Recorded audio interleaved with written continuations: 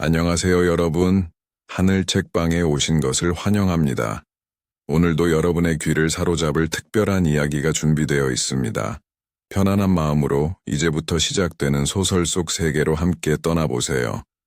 소설이 들려주는 감동적인 이야기와 감정의 흐름을 생동감 있는 목소리로 전해드립니다.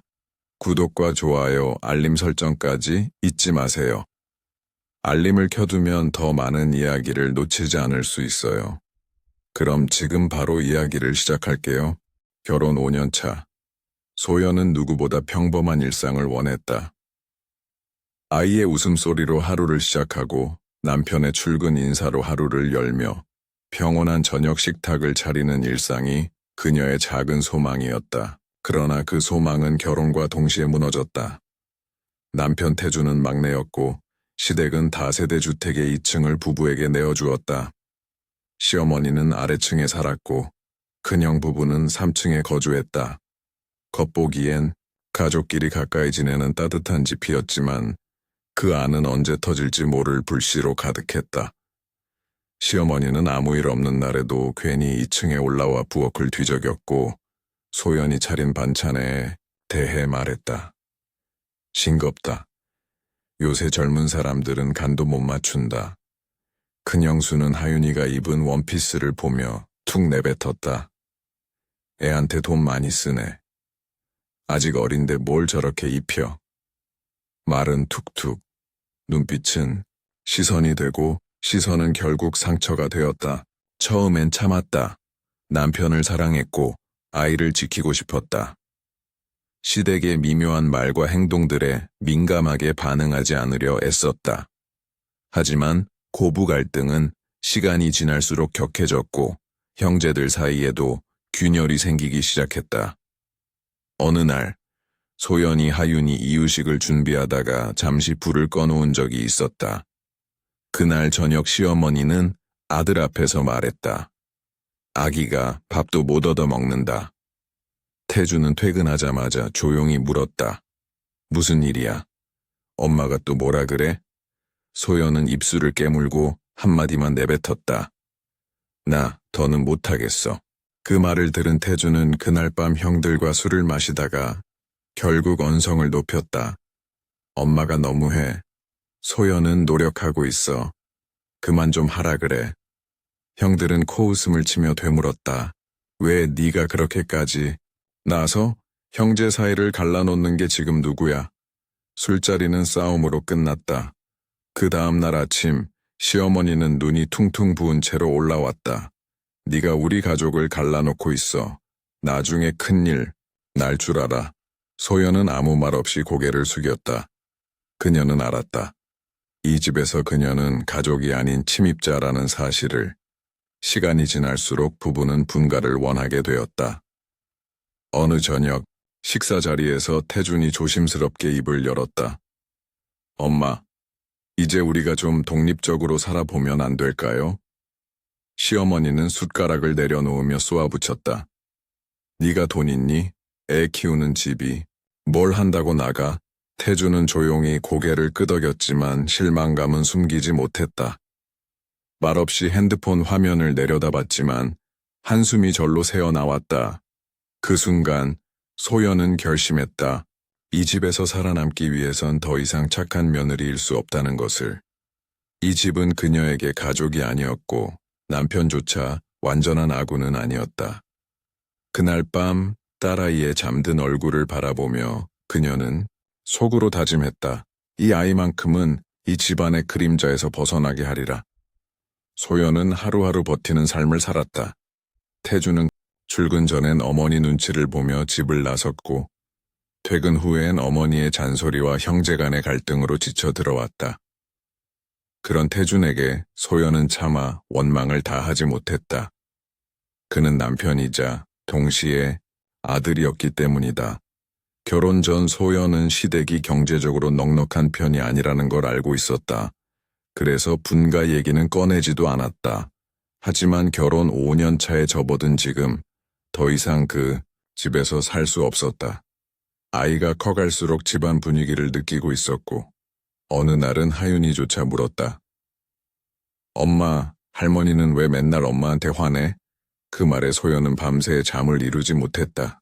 아이에게도 상처가 퍼지고 있는 걸 실감했다. 다음 날, 태준과 소연은 진지한 대화를 나누었다. 이제 우리 나가자. 하윤이 앞에서까지 이러는 거 나도 못 보겠어. 알았어. 이번 주말에 엄마랑 다시 얘기해볼게. 그 주 주말, 태준은 어머니 앞에 앉았다. 점심을 다 먹고 난 후였다. 엄마, 우리 진지하게 얘기 좀 해요.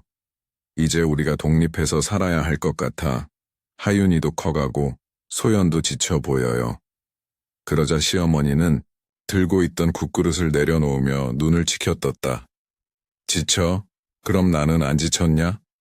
하윤이 돌 때부터 내가 밥 먹이고 재우고 다 했는데 이제 와서 나 몰라라야?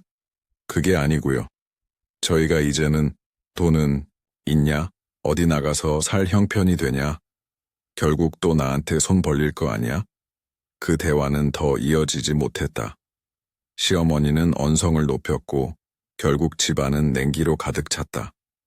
소연은 2층에서 그 소리를 모두 들었다. 그날 밤 남편은 빈손으로 올라왔다.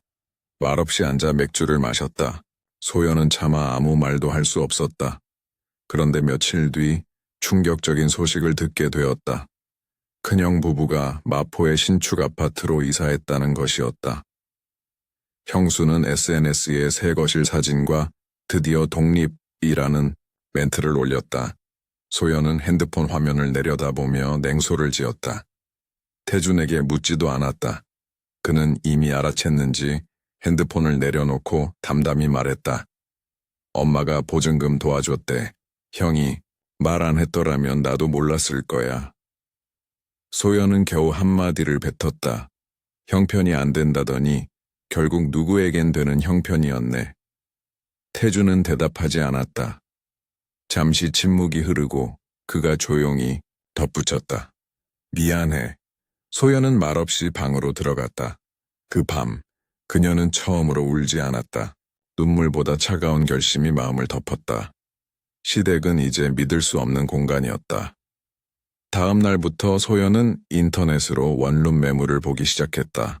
보증금 500, 월세 60, 아이와 함께 살 수 있는 조건을 찾아가며 현실을 마주했다. 태준도 그런 그녀를 말리지 않았다. 둘은 말없이 현실을 직시했다. 그러다 우연히 집 근처에 허름한 주택이 급매로 나왔다는 소식을 들었다. 작은 다용도실과 부엌, 그리고 방 하나. 하지만 무엇보다 중요한 건 독립된 출입문이었다. 그날 밤 두 사람은 작은 식탁 앞에 앉았다. 계약금은 내가 모아둔 적금으로 될 것 같아. 그럼 나머지는 내가 추가 근무해서 메꿀게. 괜찮겠어? 이젠 괜찮을 것 같아. 하윤이랑 셋이만 지내면. 그 순간만큼은 두 사람 모두 한 줄기 희망을 느꼈다. 비록 초라한 공간일지라도 진짜 가정이 될 수 있을 거란 희망이었다. 그러나 그 희망이 현실이 되기까지는 아직 더 많은 고비가 남아 있었다. 부부는 시어머니와 마지막 갈등을 겪었다. 정확히는 폭발이었다. 하윤이가 감기에 걸려 열이 높아 밤새 간호하던 소연은 새벽에야 잠깐 눈을 붙였다.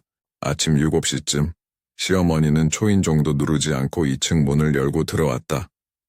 이게 집이냐? 애는 콜록거리는데 엄마는 퍼질러 자고 있네. 소연은 놀라 잠에서 깨며 말했다. 어머니, 죄송해요. 밤새 열이 안 내려서요. 핑계대지 마. 내가 보니까 넌 집안일 하기도 싫고 애 키우기도 싫은 거야. 그 말에 소연은 더는 참지 못했다. 그럼 어머니가 해보세요.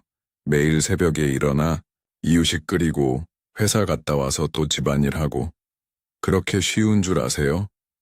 시어머니는 들고 있던 손가락으로 소연을 겨누며 소리쳤다. 너 지금 나한테 대드는 거냐? 전 그냥 대사람으로 말한 거예요. 이제 그만 좀 하세요. 그 순간 시어머니는 얼굴이 붉게 달아올랐다. 그리고 단호히 말했다. 당장 나가. 이 집에서 같이 못 살겠다.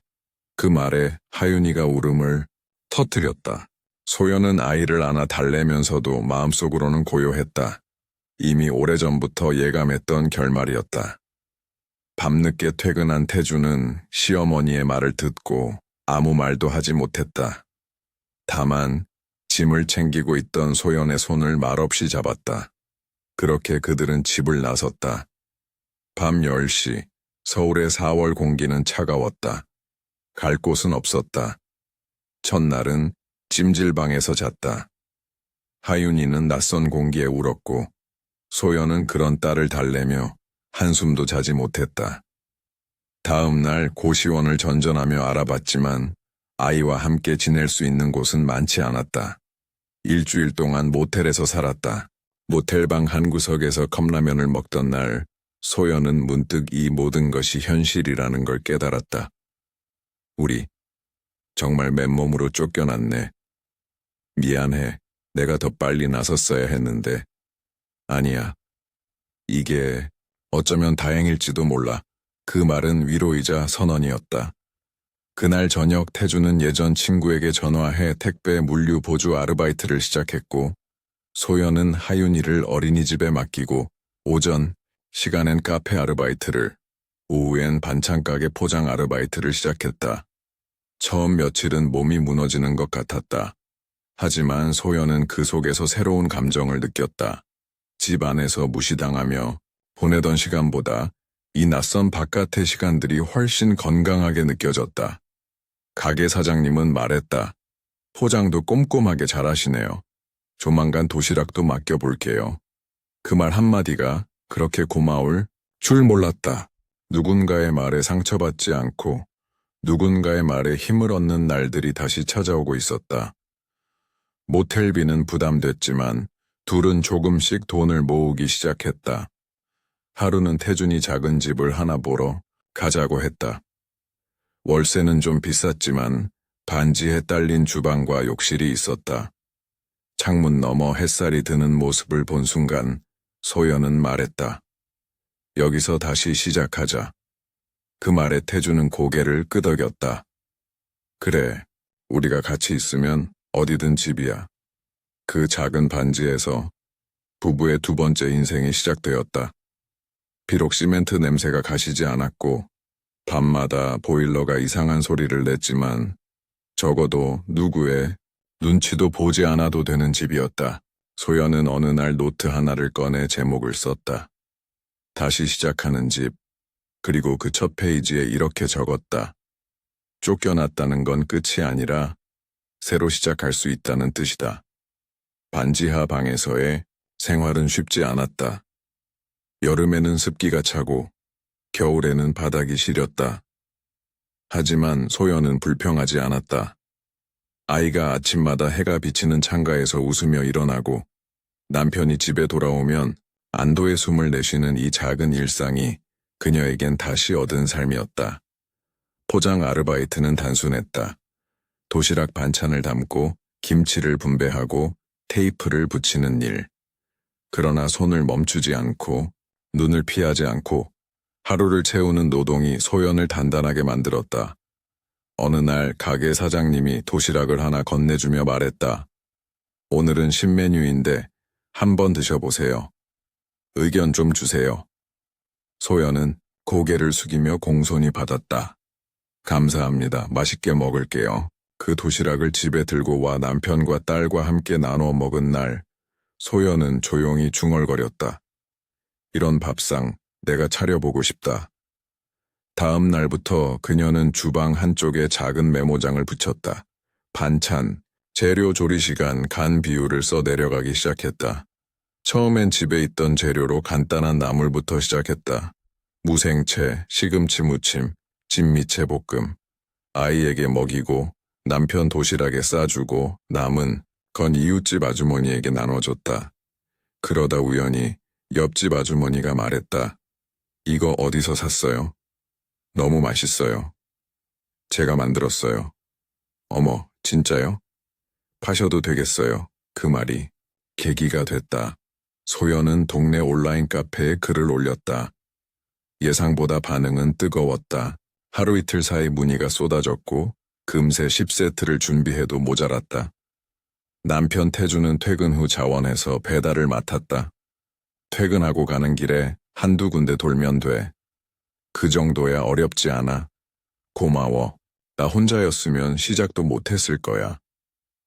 주방 한쪽에는 서서히 반찬통이 쌓였고 작은 냉장고는 늘 10,000원이었다. 포장도 정성 들였다. 이름을 붙이고 날짜를 적고 간단한 메시지를 넣었다. 하윤이 엄마가 정성껏 만들었습니다. 그 문구는 생각보다 강한 신뢰를 주었고 다시 주문으로 이어졌다. 주말에는 도로변 작은 플리마켓에 나가 반찬을 팔기도 했다. 아이는 종이, 상자에 앉아 그림을 그렸고 태주는 트렁크를 열고 테이블을 꺼냈다. 이거 우리 가게야? 그렇지. 오늘만큼은 우리가 사장님이다. 아이의 말에 두 사람은 웃었고 그 웃음 속에는 자부심이 담겨 있었다. 이름 정해보자. 우리 가게 이름. 하윤이네 반찬? 좋다. 따뜻하고 정감 있어. 그날부터 손수 만든 라벨에 하윤이네 반찬이 적혔다. 작고 낡은 프린터로 인쇄한 스티커였지만 사람들은 그 정성에 마음을 열었다. 다음 달 소연은 정식으로 사업자 등록을 했다. 월세 반지하방 한 켠이 정식 주방이 되었고 주방 위생점검도 통과했다. 잘하고 있어. 당신 대단해.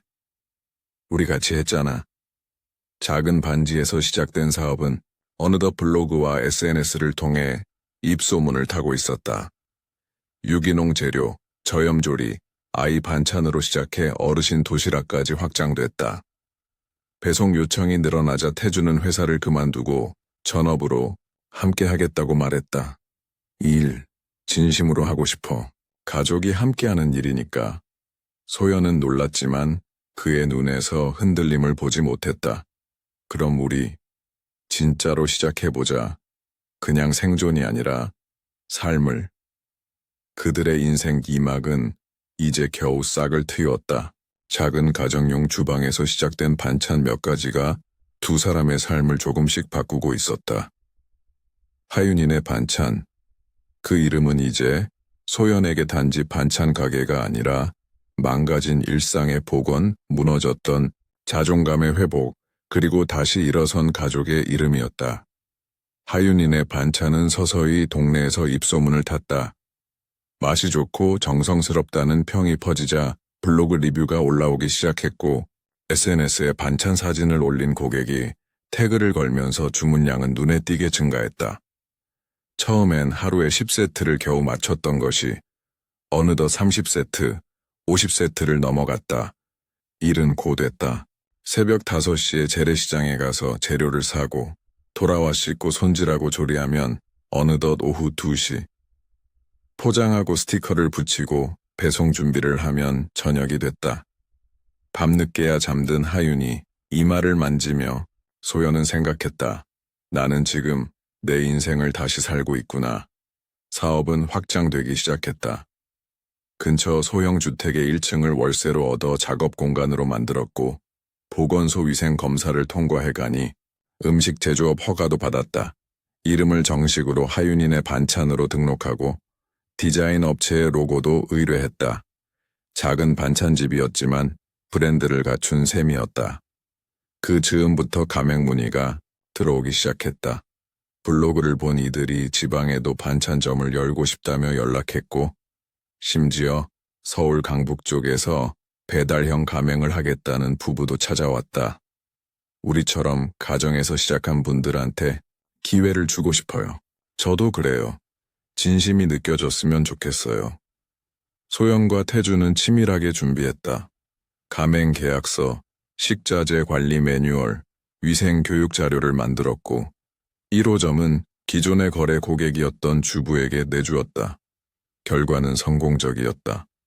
반찬 품질은 유지됐고 소비자 반응은 여전히 따뜻했다. 하윤이네 반찬, 여긴 진짜 정이 있어요. 여기 도시락 덕분에 아이가 잘 먹어요. 그 한마디 한마디가 소연의 마음에 잔잔히 쌓였다. 사업이 3호점까지 늘어났을 무렵 지역 방송국에서 연락이 왔다. 자영업 성공 사례로 출연해달라는 제안이었다. 출연을 망설이던 소연과 달리 태주는 흔쾌히 나섰다. 이제는 우리도 보여줘야지. 어디서, 어떻게 다시 시작했는지. 방송은 큰 반향을 일으켰다. 반지에서 시작한 부부 반찬 가게에 기적이라는 제목으로 전파를 탄 영상은 조회수 30만 회를 돌파했고, 방송 직후 전화와 메일 문의가 빗발쳤다. 가맹 조건이 어떻게 되나요? 로얄티가 있나요? 본사 교육을 받을 수 있을까요? 그 즈음 태주는 말없이 핸드폰을 내려놓고 창밖을 바라봤다. 이 정도면 됐지 않아? 응? 우리가 다시 일어났다는 거. 누구도 기대하지 않았는데 우리가 믿었잖아. 소연은 웃으며 커피를 내렸다. 창밖에는 봄비가 내리고 있었다. 부부는 빗소리를 들으며 조용히 다음 가맹 계획을 논의했다. 이젠 진짜 회사 같았다. 직원도 생겼고 교육 일정도 짜야 했다. 매일 회의하고 품질 체크하고 인스타 라이브도 하면서 숨 돌릴 틈 없이 달렸지만 단 한 번도 후회하지 않았다. 당신 없었으면 난 여기까지 못 왔어. 아니야. 내가 당신을 따라온 거지. 둘은 그렇게 서로의 버팀목이 되어 점점 더 단단해지고 있었다. 그러나 이 성공의 그림자가 모두 따뜻한 것은 아니었다. 방송이 나간 지 한 주일이 채 안 되어 시어머니에게 전화가 왔다. 잘 지내냐? 너희 방송 나오는 거 봤다. 그 목소리는 낯익었지만 어쩐지 낯설었다. 그 말투, 그 타이밍. 소연은 왠지 모르게 가슴이 서늘해졌다. 전화기 너머로 들려오는 시어머니의 목소리는 한결같았다. 낮게 깔린 어투, 상대방의 감정을 먼저 묻지 않는 방식, 어색한 호칭.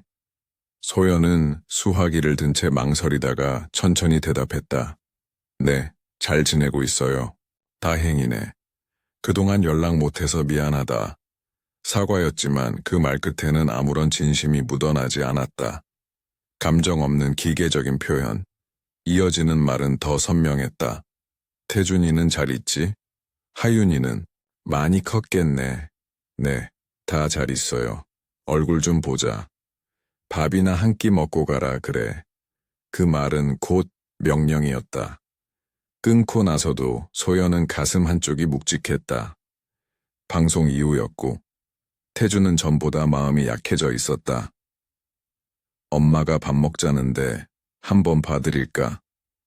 당신 마음대로 해. 난 안 갈래. 그래도 가족이잖아. 그 말에 소연은 아무 대답도 하지 않았다. 가족이라는 말은 태준 입에선 자주 나왔지만 실상은 달랐다. 가족이란 서로를 존중할 때 의미가 있고 보호해야 할 약속이 있을 때 존재하는 거였다. 며칠 후 시어머니는 부쩍 전화를 자주 걸기 시작했다.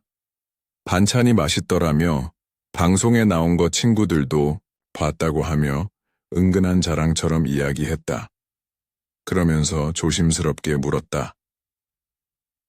너희 혹시 가맹점 낼 때 우리 생각 좀 해줄 수 있니? 소연은 무표정한 얼굴로 대답했다. 저는 몰라요. 그런 건 태준 씨한테 말씀하세요. 그리고 정말로 태준은 시어머니의 부탁을 들어주었다. 당신한테는 말 안 하려고 했는데 형이 요즘 힘들대. 가게 하나만 내주면 안 되냐고 해서. 가맹비는 안 받았어. 로열티는 그것도 그냥 넘어갔어. 소연은 말이 나오지 않았다. 침묵이 길게 이어지다. 입술이 떨리듯 열렸다. 장난해? 그냥 가족이니까. 형은 우리 도와준 적도 있고. 도와준 적? 그 사람들한테 우리가 뭘 받았는데 그래도라는 말로 우리 일 망치지 마. 당신 혼자 만든 거 아니야. 그날 밤 둘은 말없이 등을 돌리고 잠들었다. 아니 소연은 한숨도 자지 못했다. 다음 날부터 이상한 일들이 생겼다. 새로운 가맹점이라는 그 집에서 위생 문제가 생겨 고객 항의가 들어왔다. 반찬의 포장이 지저분하다는 리뷰가 올라왔고 브랜드 이미지에 영향을 줄까봐 담당자에게 바로 연락했지만 형은 오히려 버럭 소리를 질렀다. 우릴 믿고 맡긴 거 아니었어? 무슨 사사건건 참견이야. 결국 소연이 직접 매장을 찾아갔을 때 그곳은 엉망이었다. 음식 보관은 엉망이었고 스티커도 전혀 사용되지 않고 있었다. 이건 하윤이네 반찬이 아니에요. 이런 식으로 운영하시면 계약을 취소해야 합니다. 형수는 소리쳤다. 이제 와서 우리를 내쫓겠다는 거야? 너희만 잘 되면 된다는 거야. 그날 저녁 소연은 사무실로 돌아와 태준에게 말했다. 이건 우리 둘만의 일이 아니야. 이제 회사야. 내가 만든 브랜드야. 내가 만든 신뢰야. 태준은 아무 말 없이 앉아 있었다. 침묵은 때론 말보다 깊은 배신처럼 느껴졌다. 그리고 그날 밤, 소연은 다시 노트북을 열고 매출 재고, 가맹 계약서를 하나하나 확인하며 밤을 새웠다. 모든 것이 흔들리기 전에 스스로를 다시 붙잡기 위해서였다. 다음 날, 그녀는 마지막으로 한마디만 했다. 이대로 가면 우리 부부도 회사도 다 무너져. 하윤이네 반찬의 브랜드 신뢰도는 그동안 쌓아 올린 정성과 진심의 결과였다. 한 줄의 문구 한 장의 포장지도 허투루 만든 적 없었다. 그런데 단 몇 주 만에 올라온 리뷰들은 그 신뢰를 갉아먹고 있었다. 음식에서 비린내가 납니다. 배송 온 도시락이 터져 있었어요. 요즘 하윤이네 반찬 왜 이래요? 소연은 모든 항의를 일일이 답하고 재배송을 진행하며 고객에게 사과했다. 그런데 알고 보니 문제의 가맹점은 모두 한 곳, 바로 태준의 형에게 무상으로 넘긴 점포였다. 품질 관리도 교육도 받지 않은 채 브랜드 이름만 달고 영업을 시작했던 그곳, 고객들은 본사 책임이라며 전화를 걸어왔고 가맹점 관리 시스템에 대한 의문이 커져갔다. 이건 당신이 책임져야 해. 알았어. 내가 직접 가서 다시 교육할게. 아니, 철수해야 해. 가맹 계약 파기하고 브랜드 사용 중지시켜야 해. 그건 좀 형한테 말 못해. 왜? 가족이잖아. 그 순간 소연은 숨이 턱 막혔다. 다시 그 말이었다. 가족이라는 이름으로 책임을 회피하고 감정을 무기로 선택을 흐리게 만들던 단어. 소연은 조용히 자리에서 일어났다. 가족이면 더 잘했어야지. 최소한 우리가 쌓은 걸 망치지는 말았어야지. 소연아, 그게 아니야. 그래, 당신은 늘 아니래. 그날 밤, 소연은 아무 말 없이 하윤이를 재우고 방에 들어가 문을 걸었다. 태주는 그 문 앞에 앉아 있었다. 내가 너무 쉽게 생각했어. 그래도 형이니까 잘하겠지 싶었어. 믿고 맡기면 괜찮을 줄 알았어. 하지만 소연은 그 말이 더 이상 위로로 들리지 않았다. 다음 날, 그녀는 변호사에게 연락해 계약 파기 절차를 문의했다. 정당한 이유가 있으며 브랜드 손상에 대한 책임은 본사가 조치할 수 있다는 답변을 받았다. 그제야 태준도 고개를 끄덕였다. 그래, 철수하자. 그게 옳은 선택이야. 그러나 형은 가만히 있지 않았다. 계약 파기 통보를 받은 다음 날, 형수는 본사 앞까지 찾아와 고래고래 소리를 질렀다. 우리까지 끌어내리겠다는 거냐? 지 멋대로 만든 가게 이름으로 장사하더니 이제 와서 잘라내겠다는 거냐고. 소연은 직원들이 보는 앞에서 욕설을 퍼붓는 그녀를 바라보며 차분하게 말했다. 여긴 제 사무실입니다. 정당한 절차 없이 영업하신 건 계약 위반입니다. 더 이상 대화는 변호사를 통해서만 하겠습니다. 직원들은 조용히 그녀 뒤에 섰다. 누구도 소리치지 않았지만 분위기는 분명했다. 소연은 더 이상 시댁 식구에게 끌려다니는 며느리가 아니었다. 한 브랜드의 대표였고 회사를 이끄는 책임자였다. 그날 밤 태주는 침묵 속에서 말했다. 나는 우리 가족을 지키려 했어. 그 가족에 나는 없었어. 그렇지 않아. 당신 없으면 나도 없어. 그럼 왜 그랬어? 왜 나한텐 말도 안 하고 그런 결정을 해? 잘못했어. 소연은 창밖을 바라보았다. 거리에 가로등이 켜졌고 유리창 너머로 사무실 간판이 비쳤다. 하윤인의 반창 이름을 지키기 위해 너무 많은 것을 참아왔다는 생각이 들었다. 시댁에서 쫓겨나던 날처럼 그녀는 지금 다시 문턱에 서 있었다. 문을 닫느냐 아니면 더 나아가느냐. 그리고 다음 날 아침 소연은 결심했다.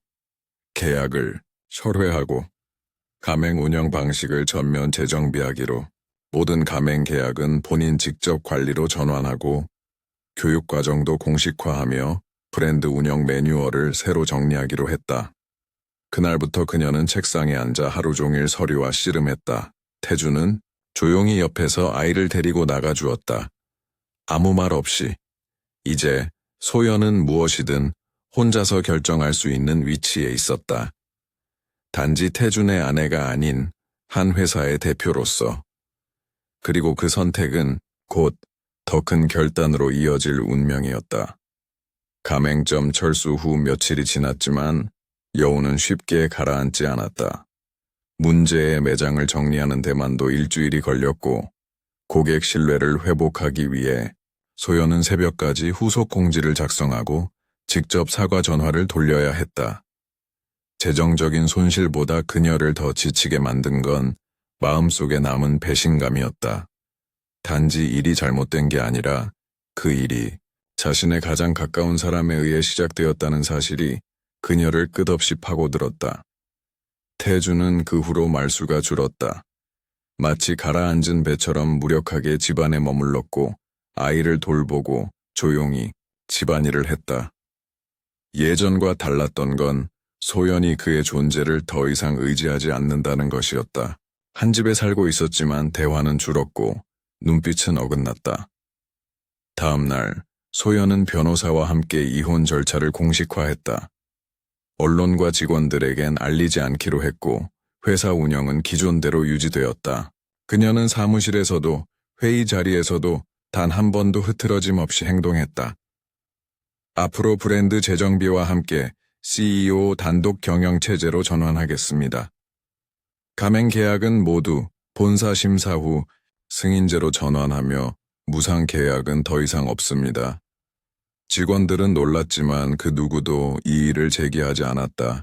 이미 다들 알고 있었다. 소연이 이 회사를 만들어 왔고 이끌어 왔고 지켜왔다는 것을, 그리고 이제는 자신만의 방식으로 나아가기로 했다는 것을.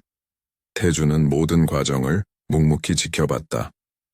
그녀가 이혼 소장을 보낸 날부터 단 한 번도 항의하지 않았고 다시 시작하자고 매달리지도 않았다. 그건 어쩌면 자신이 그녀를 더 이상 붙잡을 자격이 없다는 걸 깨달았기 때문일지도 모른다. 밤늦게 사무실을 나서던 소연은 엘리베이터 거울 속 자신의 얼굴을 잠시 바라봤다. 지쳤지만 후회는 없다. 그녀는 그렇게 중얼이고 로비를 걸어 나갔다. 어깨 위로 잔잔한 봄비가 다시 떨어지고 있었다. 이혼이 법적으로 확정되던 날, 소연은 아무 말 없이 법원을 나섰다. 기다리고 있던 하윤이의 손을 꼭 잡고 조용히 택시를 탔다. 차창 밖 세상은 아무 일도 없었던 듯 흘러가고 있었지만 그녀의 내면은 오랫동안 고여있던 물이 서서히 빠져나가는 것처럼 차분했다.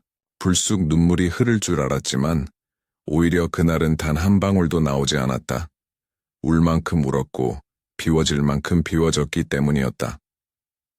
집으로 돌아와 하윤이를 재운 뒤 소연은 노트북을 열었다. 하윤이네 반찬이라는 이름을 고쳐야 할지 고민했다. 하지만 곧 화면을 닫았다. 그것만은 바꾸고 싶지 않았다. 자신이 어떤 이유로 이 일을 시작했는지, 어떤 감정으로 여기까지 왔는지를 기억하게 해주는 이름이었기 때문이다. 그녀는 대표 이메일 계정을 정리하고 대표 명의 명함을 새로 주문했다. 소속은 바뀌지 않았지만 자세가 달라졌다. 기존의 태준과 공동대표로 걸려있던 명의는 그녀 단독으로 정리되었고 남은 가맹점들과는 개별 미팅을 통해 신뢰를 다시 쌓아가기 시작했다. 회사가 다시 성장 궤도에 오르자 투자 제안도 들어오기 시작했다. 대형 유통사의 입점 제안, 방송 프로그램 협찬, 온라인 플랫폼 입점 등. 그러나 그녀는 조심스럽게 접근했다. 빨리 커지는 건 쉬워요. 하지만 길게 가는 건 신뢰와 시간의 문제니까요. 소연은 조용한 확장을 택했다. 대신 품질과 브랜드의 방향성은 흔들리지 않도록 세심하게 관리했다. 본사에 있는 작은 회의실 문 옆에는 이곳은 신뢰를 요리하는 주방입니다라는 문구가 걸려 있었다. 그 문구를 보며 그녀는 자주 되뇌었다. 나는 이제 아무것도 아닌 사람이 아니야. 시청해 주셔서 감사합니다. 구독과 좋아요는 영상 제작에 큰 힘이 됩니다. 감사합니다.